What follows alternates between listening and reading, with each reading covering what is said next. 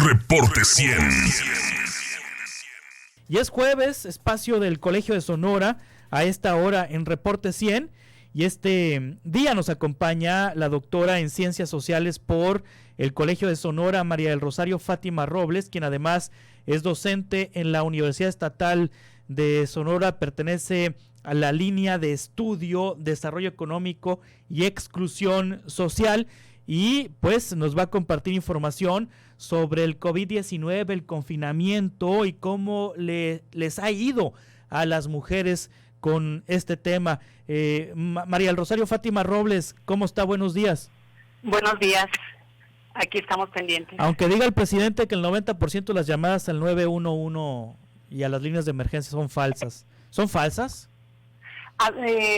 Pues mire, los datos que tenemos, independientemente de lo que diga el presidente, es decir, los datos a las llamadas al 911, si analizamos los datos en febrero y marzo, independientemente de que tengan un porcentaje de falsedad, lo que podemos ver que en México se ha incrementado notoriamente la violencia en contra de la mujer. Por ejemplo, violencia en contra de la mujer en llamadas al 911 a nivel federal, de febrero a marzo del 2020 se incrementó en un 17%. Sí. El abuso sexual, un 14%. El acoso o hostigamiento sexual, un 22%. La violación, un 18%. La violencia de pareja, un 19%. Y la violencia familiar, un 18.5%. Es decir, en febrero, las llamadas al 911 fueron de 52.858 y en marzo fueron 64.858. Sí. ¿Estos datos son del país o son de Sonora? Son del país. Son del país, sí. Así es. En Sonora también se ha incrementado la violencia en contra de la mujer en un 20%. Sí, 20% de febrero a marzo, con los datos que se tienen hasta el corte de marzo, y eso que apenas iba comenzando el confinamiento, María del Rosario Fátima Robles. Quiere decir que los datos de abril van a ser todavía aún superiores. ¿Esto se debe al confinamiento?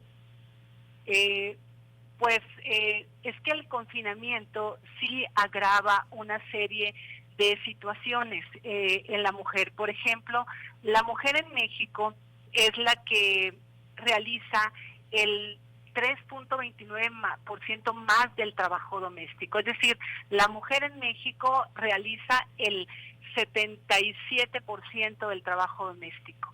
Sí. Y eso, además del trabajo doméstico, tiene que cuidar a los niños o a los adolescentes que están en casa, que no pueden asistir a la escuela, tiene que estar pendiente, además cuidar a adultos mayores, personas con discapacidad y además en los espacios muy reducidos de la vivienda en México, que la vivienda de interés social tiene entre 28 y 42 metros. Se agrava si está la pareja en casa, que muchas veces desea no ser molestado.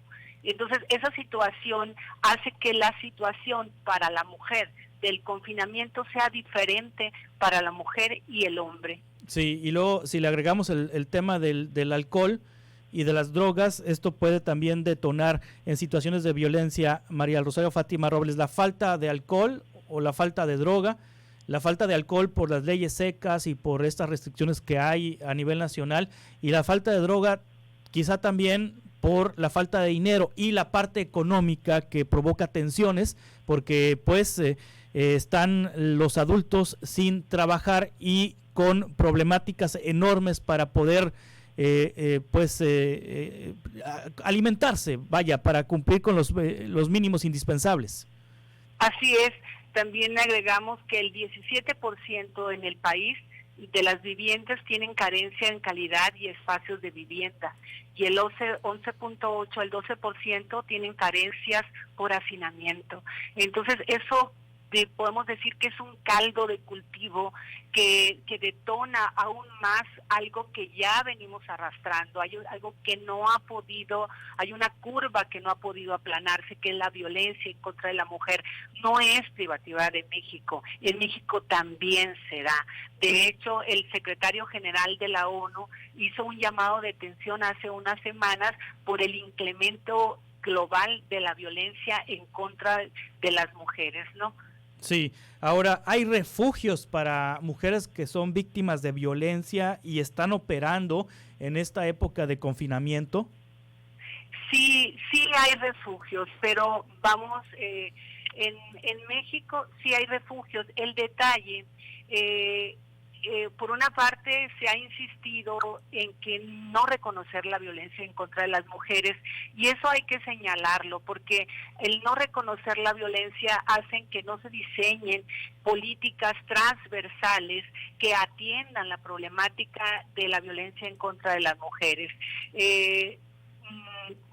Existen a la fecha los datos que tenemos, 32 refugios que reciben, digamos, dependen de los gobiernos.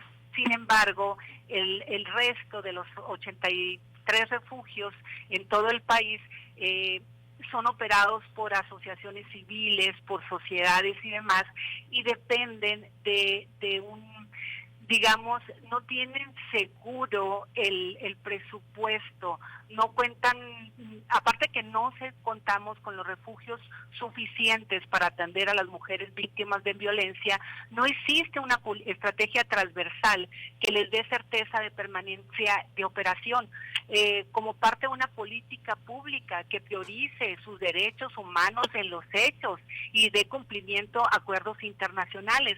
¿Por qué digo esto? Porque cada año el presupuesto para los refugios se somete a un concurso y se dilata la entrega de los mismos. El año pasado se entregó en julio.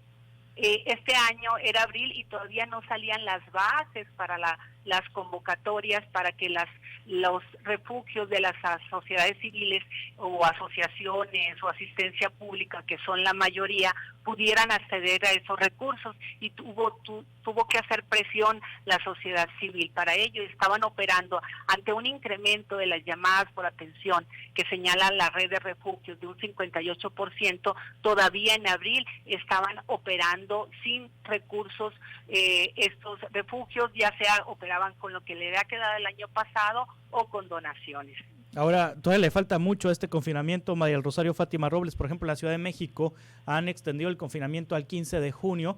Ayer el vocero del COVID-19 en Sonora dijo que dudaba que se pudiera recuperar la normalidad el 1 de junio aquí en Hermosillo. Probablemente si la incidencia de casos de COVID-19 continúa incrementando, es probable que también en lo local se amplíe el confinamiento. Es una especulación mía, no estoy partiendo de algún dato oficial, pero todavía le resta bastante al confinamiento, le resta bastante a recuperar la normalidad como la que conocíamos antes de marzo.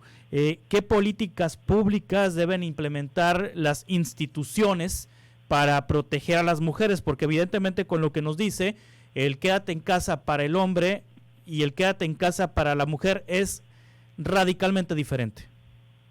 Así es. Mire, por ejemplo, en Perú, lo que han hecho, ellos señalan que las organizaciones y las instituciones de ayuda se han tenido que reinventar. Por ejemplo, los 400 centros de ayuda a la mujer, lo que han hecho, se han organizado 200 equipos itinerantes, de tal manera que en lugar de que la mujer acuda a los centros de apoyo a la mujer, estos equipos itinerantes acuden a las casas de la mujer donde hay llamadas por violencia. Ellos acuden, eso es una forma de reinventarse.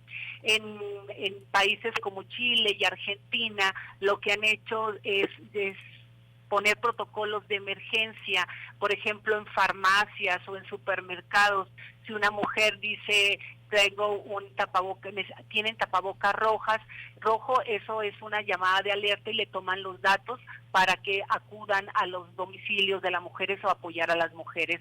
Sí tendremos que buscar diferentes protocolos, hay que reinventarnos, esto realmente es algo nuevo para todos, pero sí tenemos que dar atención a las mujeres, porque como los dices, ¿no? El quédate en casa es diferente para un hombre que para una mujer, desde que es la mujer la que realiza 3.29 más del trabajo no remunerado, del trabajo doméstico y del trabajo de cuidado.